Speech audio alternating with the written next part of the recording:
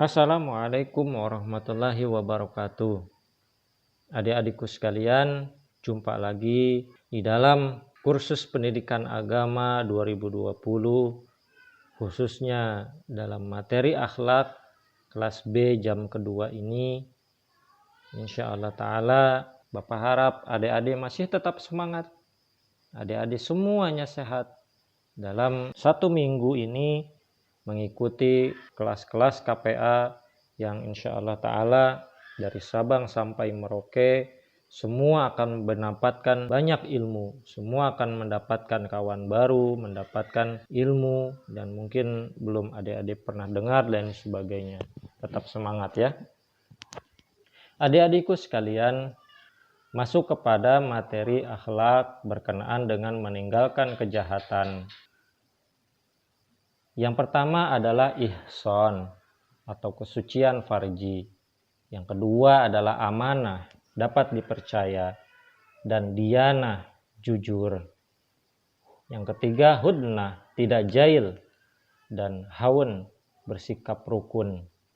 Yang keempat rifqun, ucapan yang sopan, dan qaul hasan, tutur kata yang baik. Menzahirkan seluruh pemikiran, tingkah laku, dan akhlak di dalam manusia, di dalam diri kita, berkenaan dengan meninggalkan kejahatan, kita berlaku ihsan, kita berusaha kesucian di dalam diri kita dapat jaga, kita menjaga pardah dan sebagainya, amanah kita selalu ketika kita dipercaya oleh orang, kita pegang amanah itu. Kemudian diyanah, jujur, dan lain sebagainya. Kemudian adalah ihsan, kesucian farji, mencegah dirinya dari ketidaksucian dengan cara menghindari perbuatan zina maupun perbuatan yang mendekati itu, yang dapat mengakibatkan kehinaan dan laknat di dunia ini, serta azab akhirat di alam nanti bagi mereka berdua. Jadi kedua-duanya, baik laki-laki maupun perempuan, ketika mereka sudah mendekati zina, bahkan melakukan perbuatan zina, azab bukan hanya di dunia ini, tetapi di akhirat pun akan diberikan azab oleh Allah Subhanahu wa Ta'ala. Makanya adik-adikku sekalian, jagalah pardah kita, jagalah pergaulan kita. Akhlak yang dinamakan ihsan atau ifat, yakni menjaga kesucian diri, itu baru dapat disebut akhlak apabila di dalam diri seseorang terdapat kemampuan untuk memandang dengan pandangan birahi atau untuk berbuat tidak senonoh, yakni kudrat telah memberinya kemampuan yang dengan perantaraan itu dia memperoleh peluang untuk melakukan pelanggaran, namun dia menyelamatkan dirinya dari perbuatan tercela itu. Apabila ihsan atau ifat yang tampil dalam keadaan-keadaan tabi'i atau alami, itu tidak dapat disebut akhlak. Dikategorikan akhlak apabila berlangsung sesuai pertimbangan akal, tepat pada tempat dan kondisinya. Apabila dalam dirinya tidak terdapat kemampuan serupa itu, mereka masih anak-anak atau lemah syahwat atau kasim yang dikebiri atau tua renta, maka keadaan demikian tidak dapat disebut akhlak ihsan atau ifat. 5 obat untuk memelihara kesucian. Yang pertama adalah mencegah mata dari memandang kepada yang bukan muhrim. Jadi untuk adik-adik laki-laki nih, kita memandang lawan jenis kita dengan pandangan yang biasa saja. Jangan pandangan yang jelalatan dan sebagainya gitu ya. Tidak boleh. Karena itu merupakan pandangan-pandangan syaitan dan itu dilarang. Yang kedua adalah mencegah telinga dari mendengar suara-suara yang bukan muhrim. Yang ketiga, tidak mendengarkan cerita-cerita tentang bukan muhrim. Yang keempat, mencegah diri dari segala acara yang mengkhawatirkan dapat menimbulkan perbuatan buruk tersebut. Yang kelima, jika tidak menikah hendaknya berpuasa dan sebagainya. Adik-adikku sekalian, bahwa inilah 5 obat untuk kita bisa memelihara kesucian. Kita jaga pandangan kita jaga telinga kita jaga tangan kita jaga mulut kita, semuanya kita jaga agar pahala-pahala yang sudah kita kumpulkan tidak terbuang dengan sia-sia ketika kita memandang dengan pandangan birahi, ketika kita sengaja mendengarkan pembicaraan orang lain, atau menguping dan sebagainya, kita membicarakan orang lain, lagau dan sebagainya. Nah, itu yang tidak boleh ya. Itu senantiasa akan menguras semua pahala-pahala yang sudah kita kumpulkan. Falsafah pardah menurut Islam adalah perempuan-perempuan dan laki-laki. Keduanya dicegah memandang secara bebas dan memamerkan keindahan masing-masing. Sebab di situ terdapat suatu kebaikan bagi kaum laki-laki dan kaum perempuan kedua-duanya. Pardah ialah pembatasan pergaulan hidup bebas antara kaum pria dan wanita, dan hendaknya tidak disalahartikan dengan mengartikan burkah atau pakaian luar yang menyelubungi seluruh badan ala perempuan muslim di Pakistan.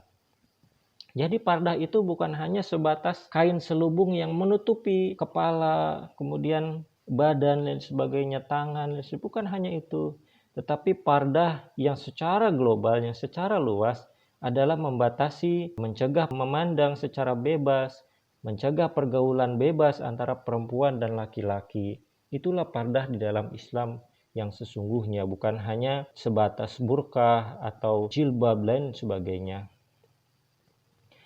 Kemudian amanah atau dapat dipercaya dan dianah jujur, yakni tidak suka merugikan orang lain dengan jalan merampas harta benda orang lain secara licik dan dengan niat jahat. Dianah, jujur, kejujuran, dan amanah dapat dipercaya merupakan salah satu keadaan tabii alami. Bayi yang masih menyusu pun memiliki kepolosan alami. Secara tabii atau alami ia tidak suka menyusui dari perempuan lain. Tingkah laku bayi itu tidak dapat digolongkan sebagai akhlak karena tingkah lakunya yang belum berdasarkan pada pertimbangan akal. Allah Subhanahu wa Ta'ala mengajarkan cara amanah. Andai kata di antara kamu ada orang yang berharta yang belum sempurna akalnya, misalnya anak yatim atau yang belum baligh, dan kamu khawatir bahwa dia akan menyia-nyiakan hartanya karena kebodohannya atau belum faham, karena akalnya belum baligh dan sebagainya. Jadi ketika dia mempunyai harta banyak tetapi dia belum baligh, belum tahu harus diapakan harta itu, nah itu yang mengajarkan amanah, cara amanah kita menjaga itu. Maka janganlah kamu sebagai wali menyerahkan seluruh harta yang merupakan modal perniagaan dan penghidupan kepada mereka yang belum sempurna akhlaknya.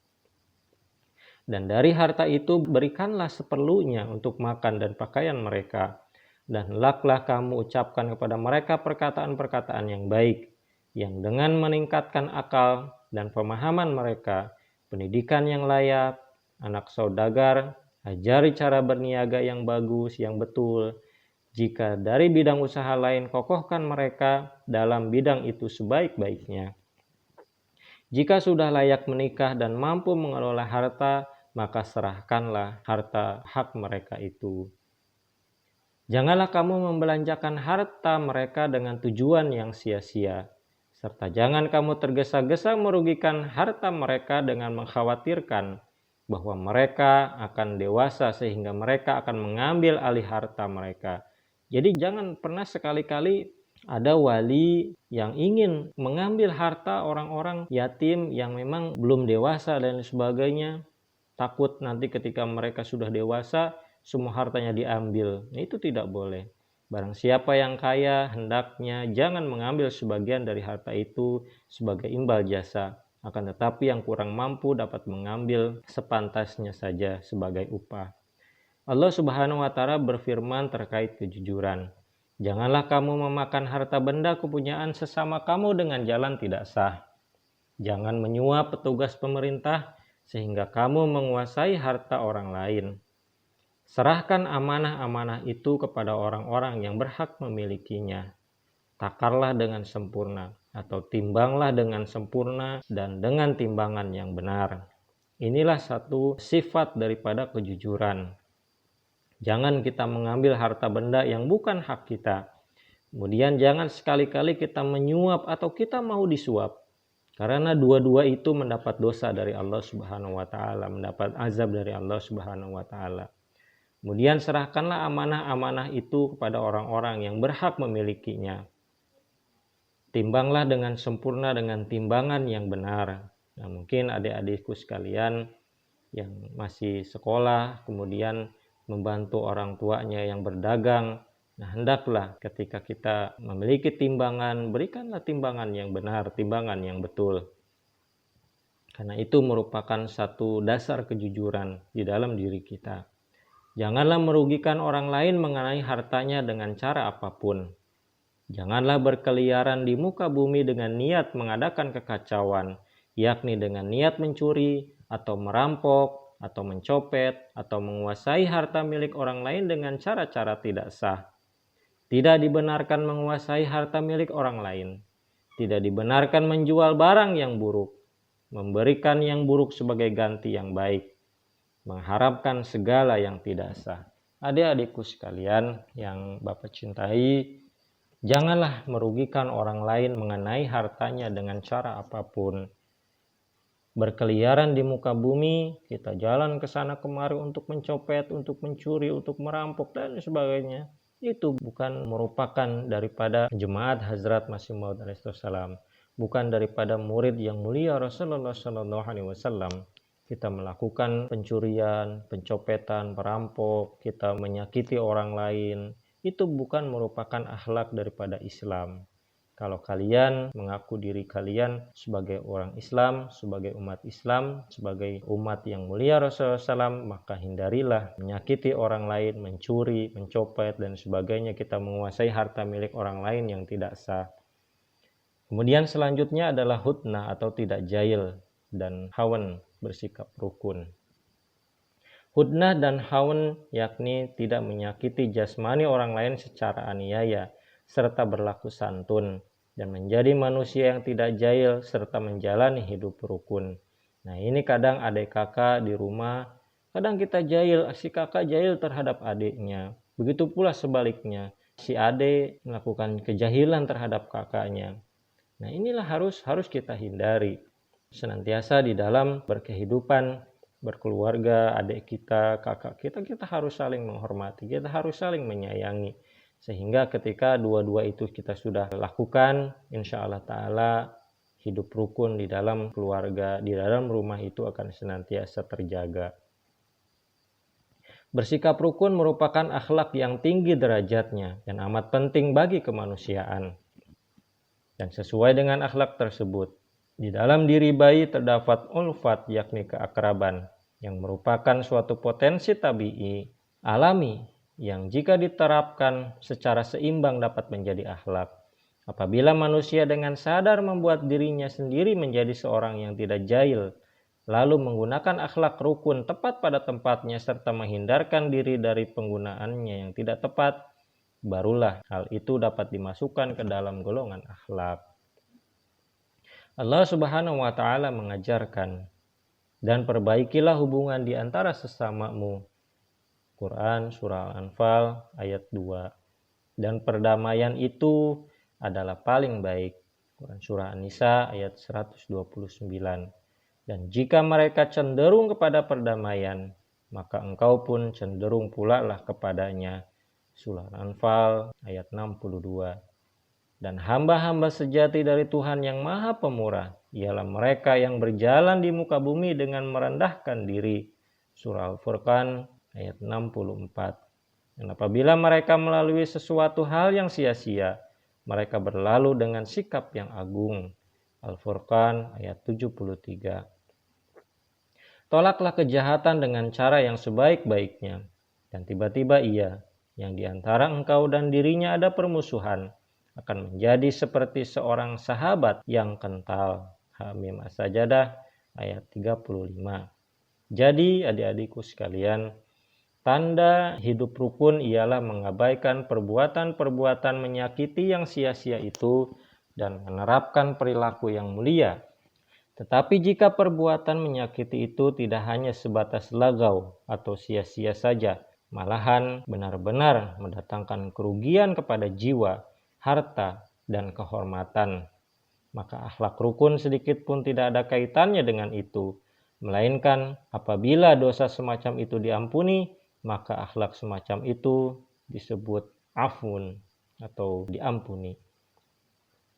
Rifkun, ucapan yang sopan, dan qaulu hasan atau tutur kata yang baik. Akhlak ini timbul dari keadaan tabii alami yang dinamakan tolakot, kefasihan lidah. Tolakot adalah sebuah potensi, sedangkan rifkun merupakan sebuah akhlak yang timbul melalui penggunaan potensi tersebut tepat pada tempatnya. Allah Subhanahu wa Ta'ala mengajarkan, dan ucapkanlah kata-kata yang baik kepada manusia. Surah Al-Baqarah ayat 84. Janganlah suatu kaum mencemoohkan kaum lain, mungkin mereka itu lebih baik daripada mereka. Dan janganlah sebagian wanita mencemooh akan wanita lain, mungkin mereka itu lebih baik daripada mereka. Dan janganlah kamu memburuk-burukan kaummu. Begitu pula jangan memanggil dengan nama yang buruk. Al-Hujurat ayat 12. Adik-adikku sekalian, nah ini yang akan sedikit Bapak sampaikan, bahwa jangan kita memanggil kawan kita, saudara kita, siapapun dengan nama yang buruk. Karena setiap manusia itu sudah diberikan nama oleh ayah ibunya atau kakeknya, bahkan oleh huzur sudah diberikan nama. Itulah yang terbaik, karena dalam nama itulah doa. Jadi jangan pernah kita memberikan atau memanggil nama dengan nama-nama yang buruk. Jauhilah banyak berprasangka, karena sebagian prasangka itu ada kalanya merupakan dosa. Dan janganlah kamu saling memata-matai, dan janganlah pula sebagian kamu mengumpat sebagian yang lain. Dan takutlah kepada Allah. Sesungguhnya Allah berulang-ulang menerima taubat dan Maha Penyayang. Al-Hujurat ayat 13. Nah ini jangan mengumpat kepada sebagian yang lain. Kita jangan pernah kita mengata-ngatai kawan kita, mengata-ngatai saudara kita. Itu merupakan bukan akhlak yang diajarkan oleh Islam. Dan janganlah engkau ikuti apa yang tentang itu engkau tidak mempunyai pengetahuan. Sesungguhnya telinga dan mata dan hati tentang semuanya ini akan ditanya. Bani Israel ayat 37. Adik-adikku sekalian, para peserta KPA 2020 yang dimuliakan oleh Allah Subhanahu wa Ta'ala.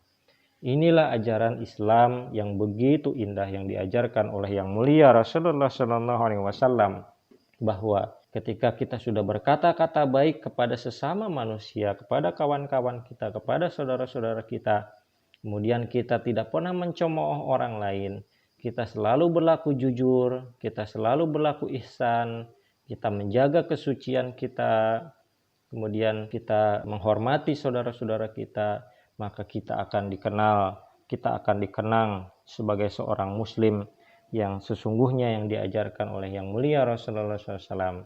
Meskipun kita dianggap oleh saudara-saudara kita yang belum Ahmadi, kawan-kawan kita yang belum Ahmadi yang masih gair, kita tonjolkan akhlak Islam kepada mereka yang sesungguhnya yang diajarkan oleh yang mulia Rasulullah SAW, oleh Hazrat Masih Maud SAW, oleh para khalifahnya, bahwa inilah ajaran Islam yang sesungguhnya. Ketika mereka mencaci kita, mereka mencemooh kita, kita doakan mereka dengan baik. Kita tetap berikan kebaikan-kebaikan kepada mereka. Adik-adikku sekalian yang dirahmati oleh Allah Subhanahu wa Ta'ala, ini saja yang dapat Bapak sampaikan di dalam materi akhlak kelas B jam kedua ini. Mudah-mudahan dapat bermanfaat. Kurang dan lebihnya Bapak mohon maaf. Wa akhiru da'wana anil hamdulillahirabbil alamin. Wassalamualaikum warahmatullahi wabarakatuh.